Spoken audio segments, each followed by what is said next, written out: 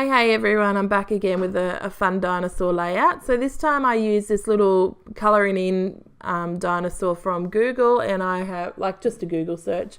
I've sized it down to a size that I prefer, and I've just used some coloured cardstock to cut out a bunch of those dinosaurs that I'm going to place on this 8.5 by 11 layout. So just cutting down my photo so that it wasn't just a whole pile of wasted space on a 4 by 6 photo.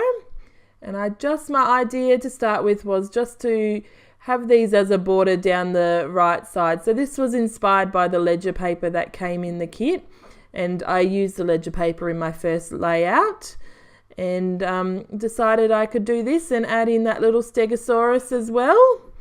They were a good match in size. So that was a nice little, I was going to say a nice little convenient thing, but I did measure and size down that dinosaur to be a similar size. So anyway, I'm using the rest of that pattern paper to add a border to my photo, and then just using my paper edger distress tool to rip up the edge just so it has a little bit of interest.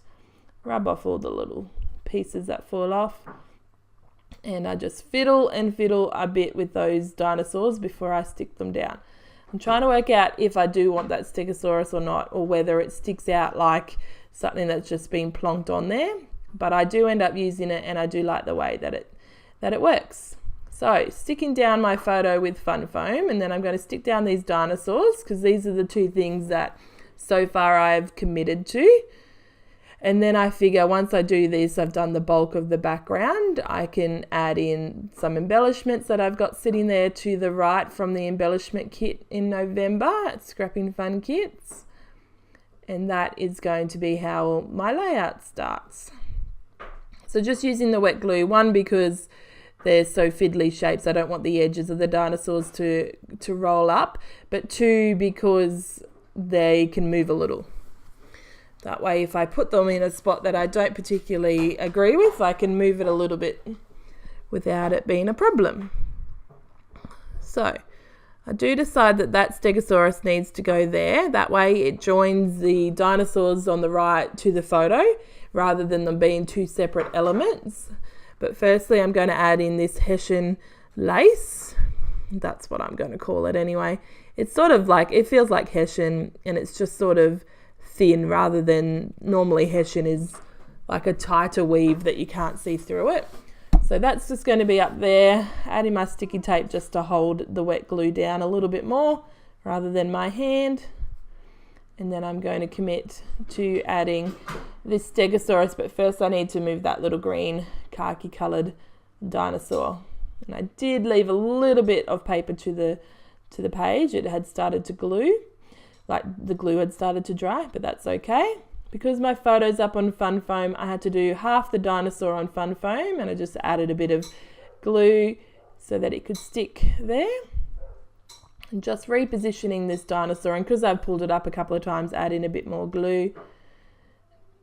And on it goes like that. Cut off his tail. And that is those dinosaurs. So I'm going to add some of this lovely vine trim. So it's like a cord with a leafy trim through the middle of it. So that's a cute little addition there. The colours of this kit are just so earthy and just such a lovely way to document with dinosaurs. Because normally with dinosaur things, I find they're really those bright colours, and sometimes that's just not what you want when you're documenting dinosaur things. But I like the way how earthy this is with the browns and the lighter kind of tones. Yes, that Stegosaurus is bright, but it still fits in with that orange and green and blues and browns that are going on. So just using some of these resin leaves, and I'm just going to make a big leafy cluster there. So 2 down the bottom of the lace and trim, and 2 or 3 up the top. 2 up the top. I could have added 3 because I can see there's one more resin piece up there. I really liked those resin leaves and the brad leaves that came in the kit. So just trying to see what else I want to add. I know there's room for a title down the bottom and maybe a little bit more of a cluster. Firstly, I get out a paint pen, and this is one from Big W, and they work so nicely. So that's going to be my title, Excited Much, because you can see on his face it is excited to the, the 10th degree. And I'm going to add my journaling in that bit of trapped space between the dinosaur and the title, but I did want to just add a little bit of white to the title to make it more 3D looking, but I did have to wait for the black to dry, and I do cut back to that. I did try, you've seen me, I just tried to do it, but I realised it's not dry enough. It was dry a little bit, but I didn't want to ruin my pen already because it was a white pen from Big W that was working really nicely, and I did want to have a bit of patience this time. Often the paint pens, especially the white ones, I find are really not working so well for me. Anyway, I wanted to get these two metal dinosaur charms onto the page, so I'm just tying them to a bit of cream cotton thread, and I'm just going to hang them there on that, like it's hanging from the trim, and that just sort of fills in that little space on that photo. There's nothing going on, and I'm just going to glue them to the photo directly so they don't wobble around and break, and then also add a bit of glue to the top, to the trim there, and just wait a moment while it dries. And speaking about dry, I'm going to go back in, add a little bit of the white little stuff. I copied what Inky Quill does and did a little line and a little dots afterwards, and I like that. I didn't do it on the E because I'd already ruined that, but that's all right. I really like the way that it works, and it's so simple and effective. So if you ever want to do it, add some bit of a better look to your flat writing, then that is a cool way to do it. So doodly border, because otherwise everything is not contained and doesn't look the way I want it to look. And while I've got my pen out, I'm going to add some journaling. Nope, I thought I was. So sorry it's off the screen a little. I do move it up in a second.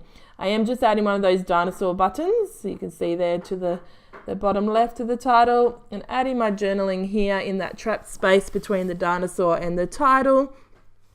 And then I'm just going to finish it off with some enamel dots. I don't need much more. It's there's a lot going on with this page just without it being overwhelming, and I wouldn't want to add too much more so that it was overwhelming.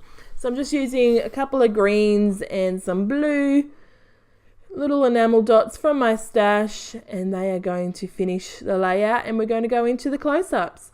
So definitely check out the links below and get your hands on these kits if you haven't already, and check out what we're doing, and have a great day. Bye.